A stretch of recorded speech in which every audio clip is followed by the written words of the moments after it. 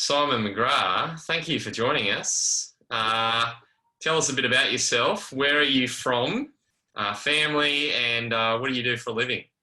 Yes, I'm from Sydney. Don't hold that against me. From down in the Sutherland Shire. I'm married to Naomi. I have four kids.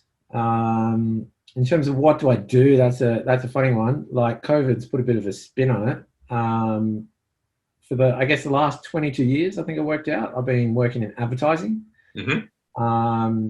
So worked in a big advertising agency for at least 12 of those. I then went and I used my skills from advertising in a ministry called Outreach Media for I think 5. And I've been running with a business partner, our own little advertising agency for a bunch of years since then.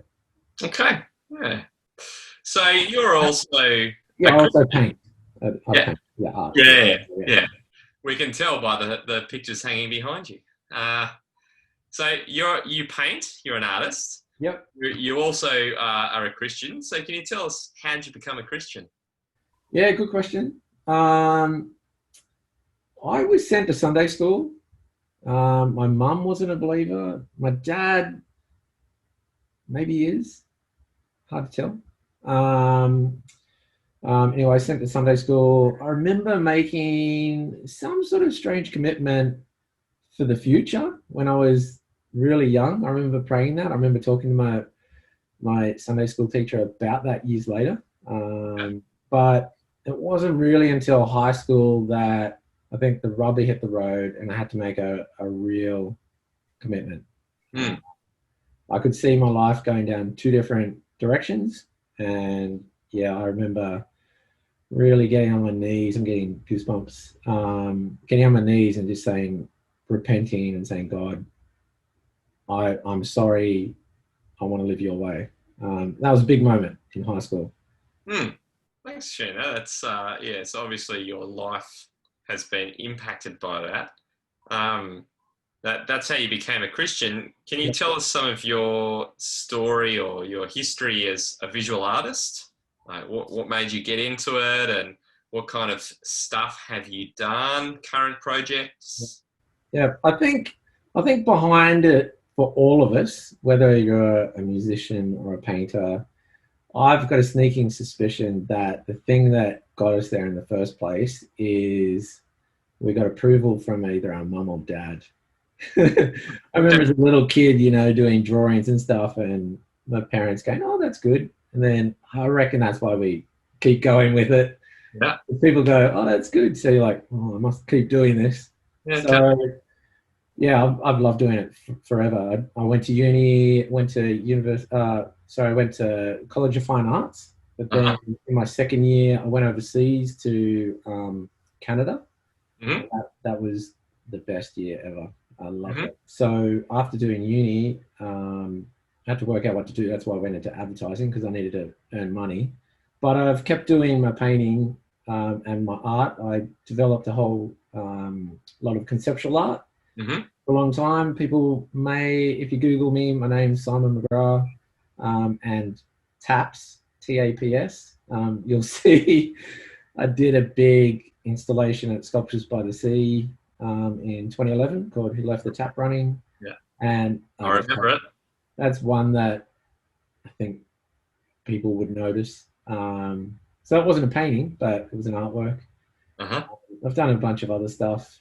But yeah, I guess over the years I've moved between painting to conceptual art, and just at the moment I'm moving back to doing more traditional paintings. Yeah.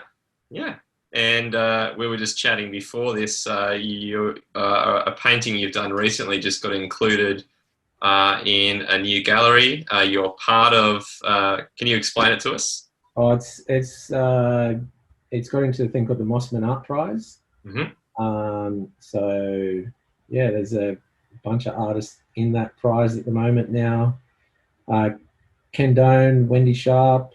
I can't remember all the others, but there's a whole list of people. I'm like, oh wow, it's so cool to be here with them. Yeah. Yeah. I'll just turn the corner a bit. When I first contacted you about doing this interview, you said you didn't want to do it because you don't make specifically Christian art, but you are both a Christian and an artist. So what can you tell us about the interplay between your relationship with God and your art?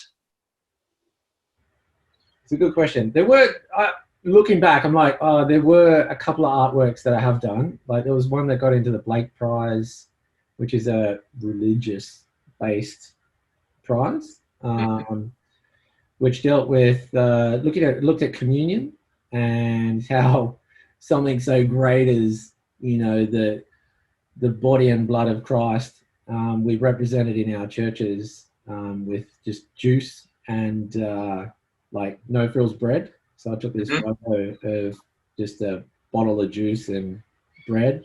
Often frozen, so it's easier to chop as well. So and recently, actually, Naomi, my wife, and I, we did an artwork.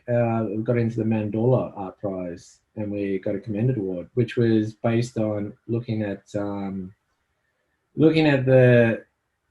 our future life in heaven and comparing it to now. We made a stained glass window made up of scans from people's cancer patients, like brain scans of cancer and broken arms and stuff. There's all these scans to make up this stained glass window. Mm-hmm. So I have done some, but predominantly, like you say, my art making is just part of my life that I'm living as a Christian. Mm. So whatever I do in life, I'm called to live faithfully in obedience to God. Mm. So it's in my business as well. I need to act with integrity and faithfulness to God in the way that I go about doing whatever I do. Mm. I think we can never put anything, not even our art making, above God. Mm. I think that's probably the most important thing that I could probably share in terms of that. Because I think the world will look at the things that we create, whether it be music or an artwork, and they'll try and elevate it. But we should never let that be ungrounded, I guess.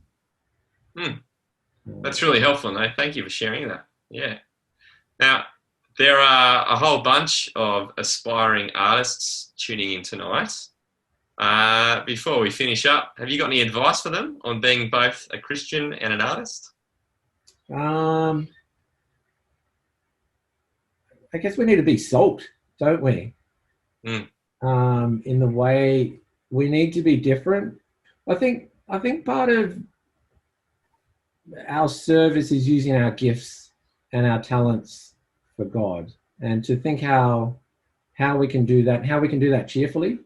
I imagine for musicians it must have its own challenges in different ways, because it's so easy to use your gifts and talents within the church. Like you will get on a music roster. But I guess the call there would be to do it cheerfully, and maybe even to see the opportunities to let other people serve in that ministry who may not be as good as you. Mm-hmm. I wonder if that's a challenge for some people. I think I've seen that in my own church, where they're like, don't let that drummer on. It's like, well, maybe that's something for him to serve. Let's not forget about the need to encourage others to serve. Yeah. That's really great. Thanks so much, Simon, for joining us tonight. And thanks for praying for our ministry. Thank you. Cheers.